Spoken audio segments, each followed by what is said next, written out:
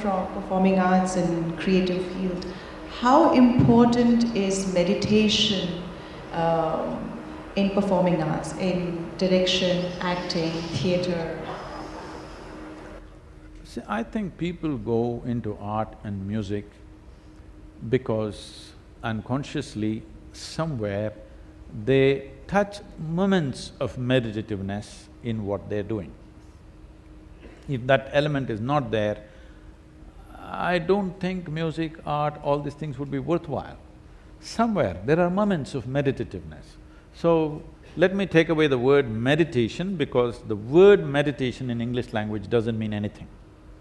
If I sit with my eyes closed, I can do japa, tapa, dharana, dhyana, samadhi, shunya, any number of things. But in English language, if I sit with my eyes closed, they will say he is meditating.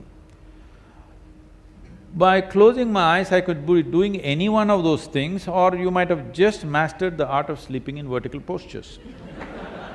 You know, people learn this in conferences.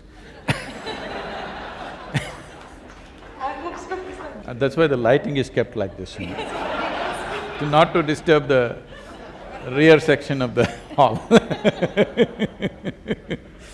So, meditativeness means, in some way, if you sit here, your mind is out here, your body is here, what you experience as myself is little away from these two things. That means you found a little space between yourself and your body, between yourself and your mind. There are only two problems. There are two kinds of sufferings in your life, physical and mental. Do you know any other kind of suffering? No. Once there is a space between you and your body, between you and your mind, this is the end of suffering. Once there is no fear of suffering, that no matter what happens, this is how I will be. Once that assurance is there within you, then you will walk your life full stride. Whether creativity or industry or business or whatever kind of life, you will walk full stride. When there is fear of suffering, you will take only half steps. How do I become that, Guruji? Start a simple process called inner engineering.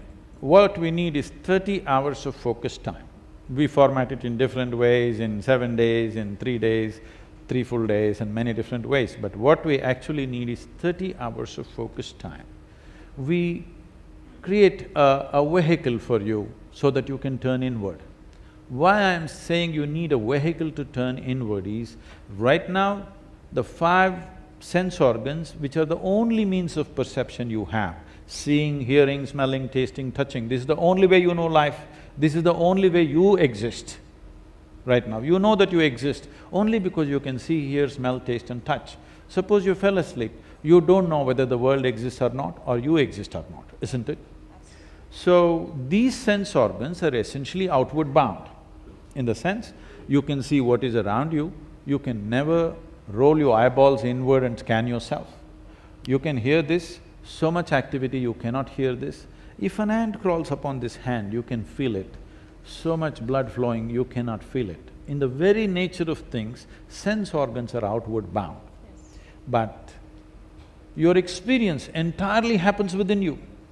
Right now, do you see where I am? Guruji, I saw you on YouTube. No, do you see me now? I know in my head. You have already seen that, yes. So, this image is a reflection and happening in your mind, within yourself. Yes. You hear me within you, you see me within you, you've seen the world within you. You have never seen, heard, tasted, touched anything outside of you.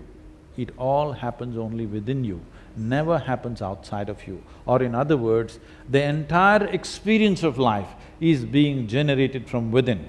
When entire experience of life is being generated from within, at least what is happening within you must happen the way you want it, isn't it? Absolutely.